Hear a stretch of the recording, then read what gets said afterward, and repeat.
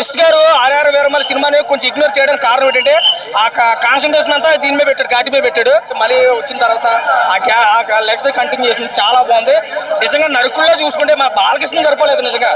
ఈ అమ్మ ఏం నరికింది బట్టి ఆ ఫుల్ బే చేశాడు, ఖచ్చితంగా చేశాడు నిజంగా. ఎందుకంటే క్రిష్ గారు ఆర్ఆర్ వీరమల్లి సినిమాని కొంచెం ఇగ్నోర్ చేయడానికి కారణం ఏంటంటే ఆ కాన్సన్ట్రేషన్ అంతా దీని మీద పెట్టాడు, ఘాటి మీద పెట్టాడు. నిజంగా చూస్తే సినిమా వేరే లెవెల్ అన్న. అంతా వన్ మెన్ షో ఏం కనపడదు, వన్ విమెన్ షో ఈజీగా అయిపోతాయి, ఈజీగా అవుతుంది సినిమా. ఎందుకంటే ఒక డ్రగ్స్ మీద తీసుకున్న సినిమా కాబట్టి చాలా సినిమాలో డ్రగ్స్ మనం చూసాం, కానీ ఎన్ని పేర్లు ఉంటాయో, డ్రగ్స్ ని ఎలా యూజ్ చేస్తారో, డ్రగ్స్ ని ఎలా కూడా ఆపొచ్చు అన్నది మన అనుష్క అయితే చూపించడం జరిగింది. అమ్మా అదే అంటున్నా కదా, ఎన్ని రకాలుగా దాన్ని తరలించవచ్చు అన్నది చూసుకోండి. చాలా బాగున్నాయండి. ఒక బిల్లా సినిమా చూసాం కదా, ఒక బాబులో బాణాలు అలిసింది, ఇందులో అలాగా మన గన్నరం ఆ తర్వాత అన్ని ఇందులో అది తక్కువ లేదు.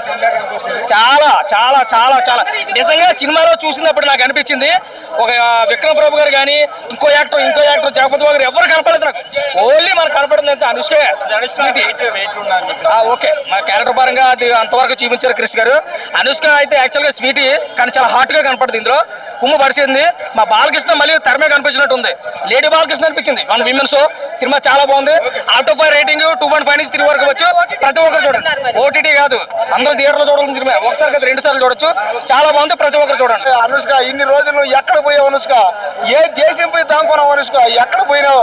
నీ కోసం నేను వేడి చేసి ఉత్తరమ్మ, దేవసేనమ్మ, బాగుమతి, అరుంధతి భయ సినిమా పోయా, నిజంగా పోయా సినిమా భయ.